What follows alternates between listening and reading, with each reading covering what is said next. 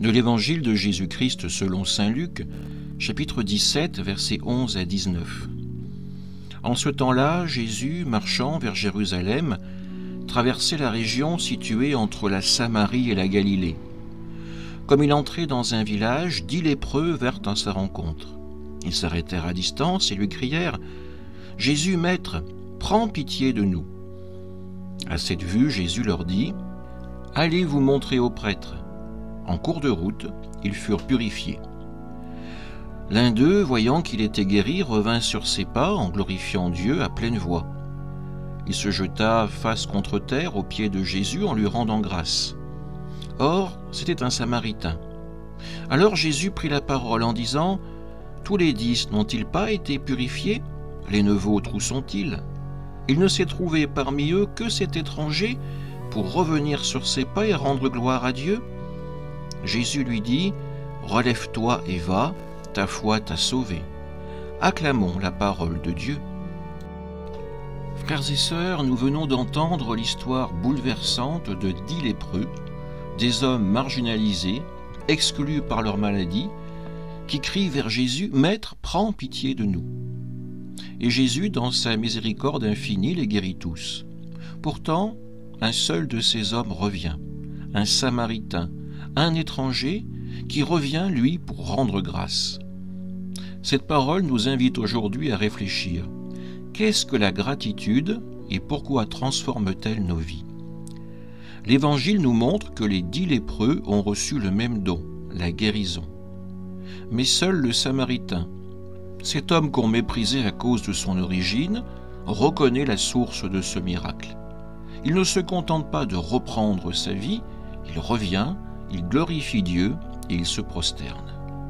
Sa gratitude n'est pas un simple mot. Elle se manifeste par une action, un élan du cœur qui le ramène aux pieds de Jésus. Et Jésus lui dit « Ta foi t'a sauvé ». Cette foi, c'est une foi vivante, une foi qui sait dire merci. Laissez-moi vous raconter une petite histoire, un conte tout simple, qui va nous aider à comprendre ce mystère. Dans un village, une vieille femme nommée Clara vivait entourée d'un jardin éclatant de fleurs, même en hiver. Elle parlait à ses plantes, les remerciant chaque jour pour leur beauté. Un jour, une petite fille, Lila, passa devant ce jardin, le cœur lourd de solitude. Clara, voyant sa tristesse, lui offrit un pot de terre vide en disant « Plante une graine, arrose-la et dis-lui merci chaque jour. Tu verras, elle t'écoutera. » Lila, intriguée, planta une graine de tournesol et suivit le conseil de Clara. Chaque matin, elle arrosait le petit pot et murmurait « Merci de pousser pour moi ». Même quand rien ne sortait de la terre, elle continuait. Et un jour, une petite pousse apparut, puis un magnifique tournesol. Ce n'était pas seulement une fleur. Ce tournesol attira le sourire des voisins, ramena la joie dans le cœur de sa mère et transforma complètement la vie de Lila. À la fin, elle courut chez Clara pour lui offrir un dessin et dire « Merci Clara pour le pot et pour m'avoir appris à dire merci. » Frères et sœurs, ce conte nous parle de la même vérité que l'Évangile.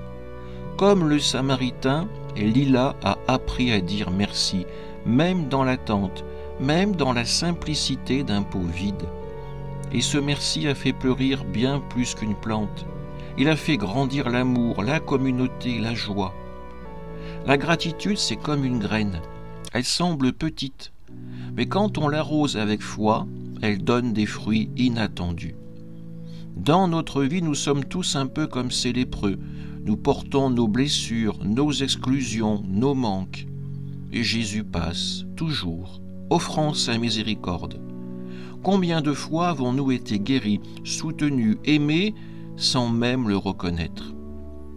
Les 9 lépreux restants ne sont pas mauvais. Ils ont simplement continué leur chemin, peut-être trop occupés par leur nouvelle vie. Mais le Samaritain, lui, s'arrête. Il revient. Il choisit de voir le don et de glorifier celui qui le lui a offert. Aujourd'hui, demandons-nous, sommes-nous des Samaritains dans notre foi? Prenons-nous le temps de revenir vers Dieu pour lui rendre grâce. Pas seulement pour les grands miracles, mais aussi pour les petits pots de terre de notre quotidien, une journée de paix, un sourire partagé, une épreuve surmontée. Comme la petite Lila, apprenons à dire merci, même quand la graine est encore sous la terre, même quand le chemin est incertain. Saint Augustin, dont la vie fut transformée par la grâce, écrivait dans ses confessions « Trop tard je t'ai aimé, ô beauté si ancienne et si nouvelle ». Lui aussi a appris la gratitude en reconnaissant que tout ce qu'il était venait de Dieu. Comme lui, comme le Samaritain, comme Lila, laissons la gratitude transformer nos cœurs. Car Jésus le dit, c'est cette foi reconnaissante qui nous sauve. Alors, frères et sœurs, relevons-nous comme le Samaritain et allons sur nos chemins, le cœur plein de merci. Car la gratitude n'est pas seulement un mot, c'est une vie nouvelle, un jardin qui fleurit pour la gloire de Dieu. Amen.